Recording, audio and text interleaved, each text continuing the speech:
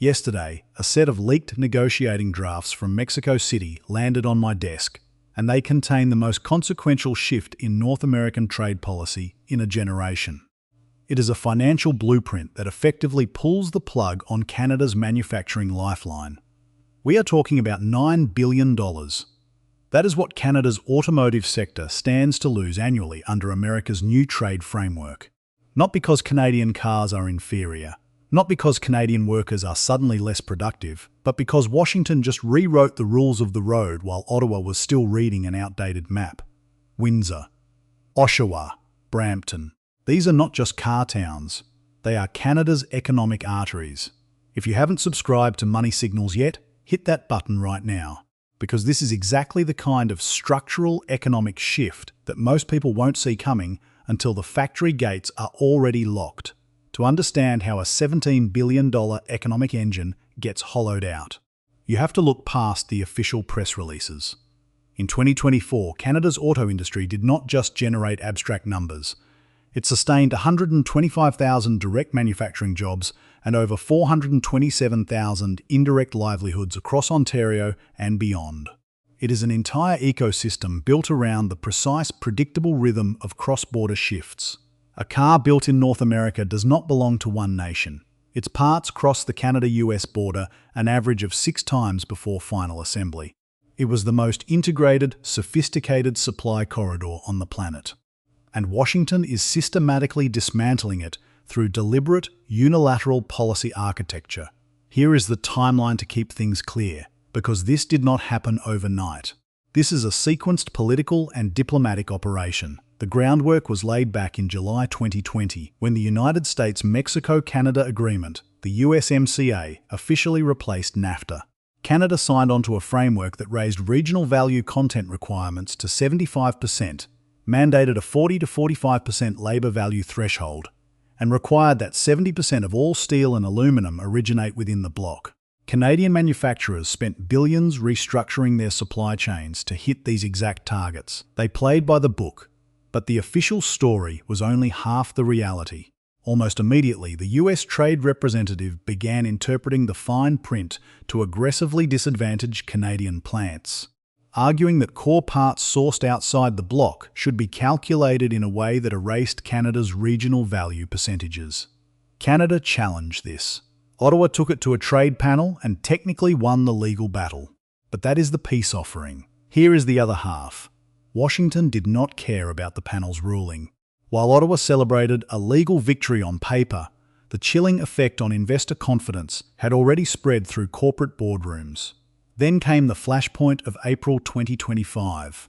Following the Liberation Day announcement, the Trump administration bypassed bilateral discussions entirely and enacted a blanket 25% tariff on Canadian automobiles and parts, applicable to any content lacking explicit US origin. The goalposts did not just move, they were bulldozed. The speed of the economic ripple was immediate and severe. At Windsor's assembly plant, a sudden 2-week layoff rolled through the facility. Unifor Local 444 confirmed that between 3,000 and 3,500 workers were instantly sent home, alongside 500 employees across 5 primary feeder plants. This is not a hypothetical classroom exercise. Within weeks, General Motors cut a full production shift at its Oshawa assembly plant, laying off 750 workers and shifting from a 3-shift to a 2-shift operation.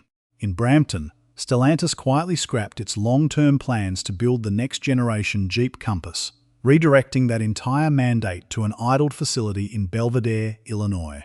It was a transparent move to appease Washington's tariff pressure at Canada's direct expense. The biggest blow landed in Alliston, where Honda froze a landmark $15 billion electric vehicle project for 2 years.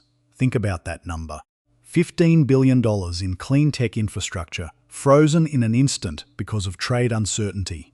Prior to this upheaval, Canada had secured roughly 46 billion Canadian dollars in new automotive commitments since 2020.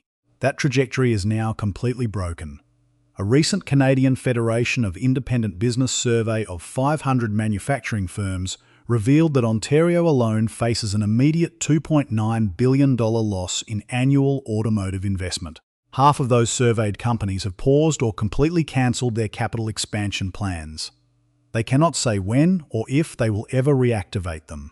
Hiring has stopped, pay raises are delayed, equipment purchases are permanently postponed. This brings us to the core structural trap that most mainstream financial commentators are missing entirely.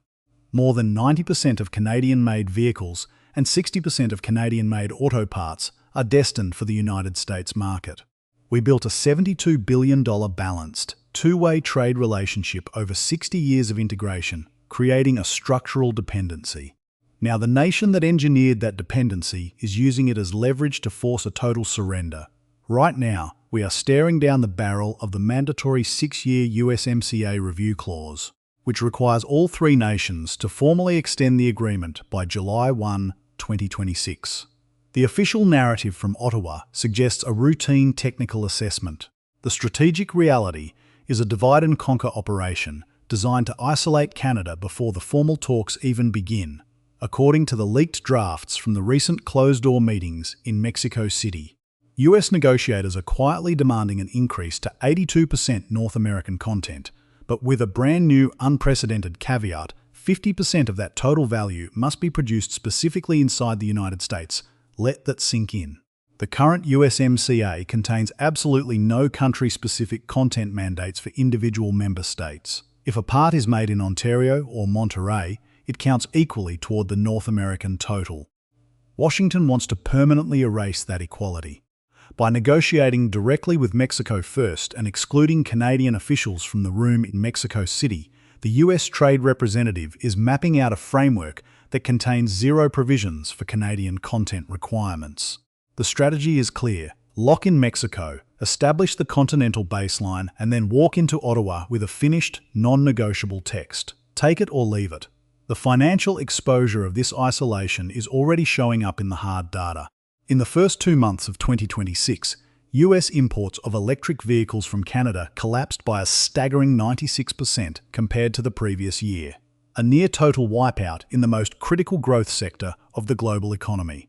Anchor projects like GM's planned cathode facility are suddenly facing existential doubt. If a 50% US-specific content rule is implemented over the proposed 3 to 4 year transition timeline, it will act as a slow-motion death sentence for any new capital commitments on Canadian soil. Corporations will not wait out a 4-year transition. They will simply reassign vehicle mandates to American facilities where market access is guaranteed. Worse still are the pre-negotiation concessions Washington is extracting just to allow Canada a seat at the table. US negotiators are demanding immediate structural rollbacks on Canadian dairy supply management, alcohol regulations, and digital media policies as an entry fee for the July talks. Ottawa has already blinked, scrapping its domestic digital services tax and removing retaliatory tariffs in a bid to show goodwill. It is the textbook definition of a lopsided negotiation. Canada is giving away its leverage before the actual conversation even starts. Faced with this immense pressure, the Canadian government has attempted a massive defensive pivot. On February 5, 2026, Ottawa deployed $3 billion from the Strategic Response Fund, alongside $100 million for the Regional Tariff Response Initiative, trying to stabilise an industry that employs 500,000 people. They threw an extra $1.5 billion into national electric vehicle charging infrastructure. But the real hand was played on January 16, 2026. In a desperate bid to diversify away from total American dependency, Prime Minister Mark Carney announced a controversial trade deal with Beijing, opening the Canadian domestic market to Chinese electric vehicles. Under this agreement, Canada will allow up to 49,000 Chinese EVs into the country at a drastically reduced tariff of 6.1%, completely reversing the 100% defensive tariff wall erected by the previous administration. In exchange, Beijing agreed to lower its barriers on Canadian canola oil. This was designed to be a strategic signal to Washington, proof that Canada has alternative options on the global chessboard. But in the high-stakes theatre of geopolitics, every move carries a cost, and Ottawa may have vastly miscalculated the reaction. US Transportation Secretary Pete Buttigieg immediately issued a sharp public warning, stating flatly that Canada would live to regret introducing Chinese supply chains into the North American automotive ecosystem. Policy analysts are already warning that this China deal has placed a massive target on Canada's back, handing Washington the perfect political justification to strip Canada of its preferential trade status entirely during the upcoming July review. The financial architecture of our entire manufacturing base is being rewired under extreme duress. One internal modelling scenario from RBC Economics shows that if Canada is forced into a narrower, fragmented USMCA outcome, it could face a permanent 10% headline tariff on automotive exports. That single digit is enough to compress assembly margins at Canadian plants down to absolute zero. We are looking at a quiet, mathematical hollowing out of an industry. By the end of 2024, Canadian vehicle production had already dropped to 1.3 million units annually, compared to the 2.2 million average seen in the previous decade. The descent was already underway, and the current policy storm is accelerating it. When you lose the auto sector, you do not just lose assembly lines. You lose the $735 million in annual research and development that drives Canada's advanced technology sector. You lose the talent, the intellectual property, and the economic sovereignty of a nation. Ottawa's diversification strategy was meant to buy leverage. Instead, it has accelerated a confrontation with an American administration that prioritizes domestic manufacturing dominance over historic alliance structures.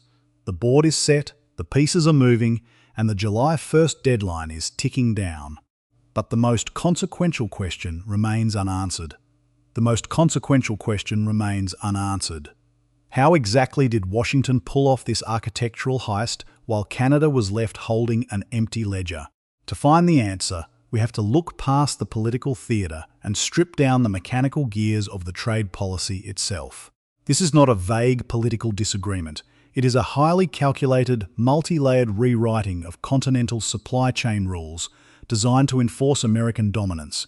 The strategy operates through a precise sequence of structural traps. When you look closely at the framework being engineered by the US Trade Representative and White House trade advisors, the blueprint breaks down into three distinct punishing mechanisms. First, Washington is executing an intentional bilateral decoupling strategy to strip Ottawa of its regional leverage. The original 2020 USMCA was built as a trilateral pact, meaning all three countries negotiated as an interconnected bloc. But in the lead-up to the July 1, 2026 review deadline, the Trump administration explicitly tore up that playbook. US negotiators quietly launched a series of bifurcated, separate bilateral talks, intentionally locking in a foundational deal with Mexico City before Canada was even permitted in the room. By engaging Mexico alone on automotive rules of origin and steel thresholds, the US delegation established a new continental baseline that completely excludes Canadian input. The structural calculation here is simple but brutal. Insulate Mexico's massive low-cost assembly footprint, satisfy their immediate trade concerns, and then hand Ottawa a pre-packaged, finished text. It forces Canada into a corner where it must either accept a framework it had zero hand in drafting or face the catastrophic alternative of a total collapse in duty-free market access. The logic second, the structural core of this assault, rests on the newly proposed US content mandate, a rule change that fundamentally alters what it means to build a car in North America. Under the existing USMCA text, automobiles require a 75% regional value content threshold to move across borders without tariffs. Crucially, that 75% is country agnostic. A part manufactured in Ontario carries the exact same regulatory weight as a component forged in Ohio or Nuevo Leon. The Wall Street Journal recently leaked the opening position prepared by the US delegation, and it introduces a radical, unprecedented metric. The Trump administration is demanding that the regional content threshold be pushed even higher than 75%, but with a strict requirement that a minimum of 50% of the total vehicle value must originate specifically from inside the United States. Investing.com. Show 1. Let's translate that corporate trade speak into raw economic math. If a finished vehicle must contain 50% purely American-made components to qualify for tariff-free access, the space left for Canadian and Mexican content combined is instantly compressed into a minor minority fraction. For Canada's highly integrated parts suppliers, this is a mathematical death sentence, because a single automobile crosses the Canada-US border 6 times during production, adding up value at each crossing. A 50% mandatory American threshold means Canadian plants are structurally barred from contributing significant high-value assemblies like powertrains, advanced electronics, or battery systems. The rule change transforms the border from a seamless bridge into a regulatory filter that screens out Canadian labour. Third, Washington has weaponized the technical fine print of the product certification process through what trade lawyers call the roll-up elimination and strict origin audits.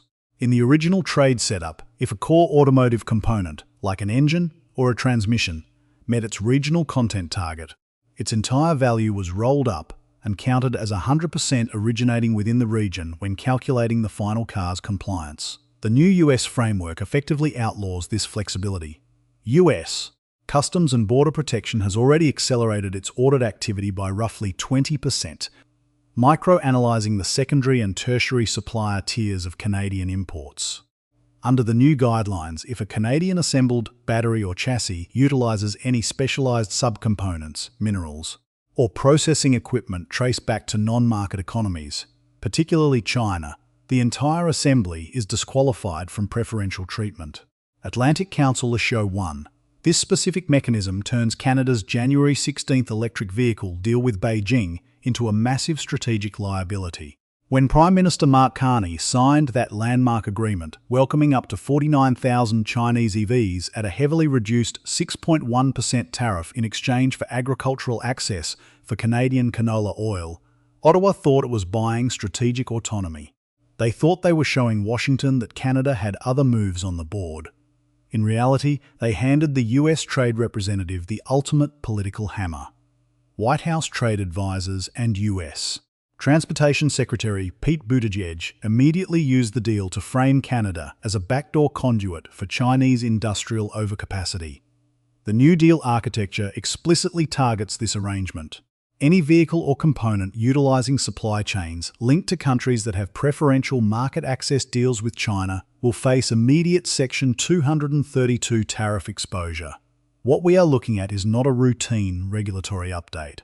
This is a sequenced political and diplomatic operation designed to repatriate industrial capital back to the American Rust Belt. By using the mandatory 6-year sunset clause as an economic gun to Canada's head, Washington has created a zero-sum environment. If Ottawa refuses to capitulate to the 50% US content requirement, the agreement automatically lapses into an unstable annual review cycle, triggering a 10-year countdown toward total termination in 2036. That decade-long slide would permanently paralyze long-term corporate spending, because no global automaker will commit billions in multi-year capital to Ontario facilities when the underlying trade framework is expiring on a rolling 12-month clock. Cara Globe, this is why the $5.4 billion in public funding recently deployed by Ottawa, including the $3 billion Strategic Response Fund and the $100 million Regional Tariff Response Initiative, amounts to putting a band-aid on a severed artery. Government subsidies cannot override the structural realities of market access. When Stellantis or General Motors looks at the mathematical certainty of a 50% American content rule versus zero-margin assembly in Canada under a potential 10% headline tariff, their boardroom decisions are already made. They will choose compliance over conflict, reallocating vehicle mandates to idled American plants like Belvidere, Illinois, while Canadian facilities are left to slowly wind down. The official narrative tells us that Canada remains a vital, equal partner in North American prosperity. The strategic architecture tells an entirely different story, one where Canada's sovereignty is being traded away piece by piece just to buy an invitation to a room where the rules have already been written. The terms are set, the leverage is heavily lopsided, and the execution is underway. But as the July deadline approaches, the ultimate cost of this structural surrender is about to land directly on the factory floors of Ontario. The systematic isolation of Ottawa in Mexico City and the weaponization of country-specific content rules prove that Washington is no longer operating a collaborative trading bloc. Instead, America has engineered a zero-sum mechanism designed to force a structural surrender, leaving Canada to absorb the fallout of an integrated economy being pulled apart at the seams. When we zoom out to the broader strategic canvas, the implications of this automotive skirmish go far beyond factory floors in Windsor or Oshawa. What we are witnessing is the death of the Continental Consensus that governed Canada-US relations for over half a century. In the pre-Trump era, stretching from the 1965 Auto Pact through the original NAFTA, the fundamental premise of the relationship was that economic integration equaled mutual security. The border was a shared asset, and the supply chain was a joint venture. If a parts manufacturer in Ontario grew more efficient, it was viewed as a win for the entire North American industrial base. That premise has been entirely discarded. In the current geopolitical environment, integration is no longer viewed in Washington as a mutual strength. It is viewed as an American vulnerability. The Trump administration's trade policy operates on an uncompromising mercantilist logic. If a factory operates outside the physical borders of the United States, it is a competitor, regardless of whether it flies the flag of a historic G7 ally. The rules are now explicitly designed to weaponize Canada's structural dependency against its own sovereign policy choices. This fracture is forcing an unprecedented rewiring of Canada's entire geopolitical identity, pushing Prime Minister Mark Carney to pursue an aggressive policy of strategic autonomy. When Ottawa realised it was being frozen out of its primary market, it chose to play a high-stakes, defensive hand on the global chessboard. The Carney government's January 16, 2026 trade deal with China, slashing tariffs on Chinese electric vehicles to 6.1% in exchange for agricultural access, was an explicit attempt to break free from total American market dependency. At the World Economic Forum in Davos earlier this year, Carney signalled this exact shift, declaring that middle powers like Canada can no longer rely on the fiction of an American-led, rules-based order. The World Economic Forum, but this pivot has fundamentally altered the nature of global alliances, and it has placed Canada directly in the crosshairs of a massive great power rivalry. By opening a backdoor for Chinese EV technology into North America, Ottawa miscalculated the sheer depth of Washington's bipartisan obsession with containing Beijing's industrial overcapacity. US Transportation Secretary Sean Duffy's sharp public warning that Canada would live to regret the arrangement was not empty rhetoric. It was a clear signal that Washington now views Canada's economic diversification not as a standard trade maneuver, but as a direct national security threat to the American homeland. The cascading consequences of this friction are rapidly bleeding out of the automotive sector and into other critical strategic domains, most notably energy, critical minerals, and continental defence. For decades, Canada has operated under the assumption that its vast northern reserves of lithium, cobalt, and nickel would serve as the foundational bedrock for a joint continental green transition. Billions in public capital were committed on the premise that Washington would shield Canadian extraction projects from global tariff wars. That shield is gone. Under the newly enforced trade architecture, if Canada refuses to roll back its economic alignment with Beijing, Washington has the direct regulatory leverage to extend Section 232 tariffs to Canadian critical minerals and raw energy exports. The integrated grid that powers the Northeast, the pipelines that fuel American refineries, and the mineral corridors designed to build the next generation of defense technology are all being transformed into leverage points. Washington is making it explicitly clear that access to the American consumer market is no longer a right guaranteed by treaty. It is a subscription service that requires total geopolitical alignment, paid for with deep, unilateral concessions. This leaves Canada facing an existential dilemma that will define its economic sovereignty for the next 50 years. The country can no longer occupy the comfortable middle ground of being an integrated American satellite while simultaneously acting as an independent global trading partner. Every defensive pivot toward Europe or Asia now triggers an immediate punitive countermeasure from a next-door neighbour that commands 90% of Canada's export leverage. The board is fully set, the margins for error have vanished, and the diplomatic illusions of the past have been completely stripped away. The structural transformation of North American trade is no longer a future risk. It is an active, ongoing reality that is shifting the balance of power across the entire continent.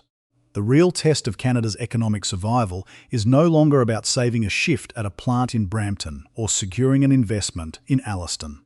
It is about whether a highly dependent middle power can carve out a genuinely sovereign path in an era dominated by raw, unconstrained hard power. The clock is ticking toward the formal July 1, 2026 USMCA review deadline, and the ultimate decision point for the nation's industrial future is rapidly approaching. But the most explosive structural detonation has yet to occur.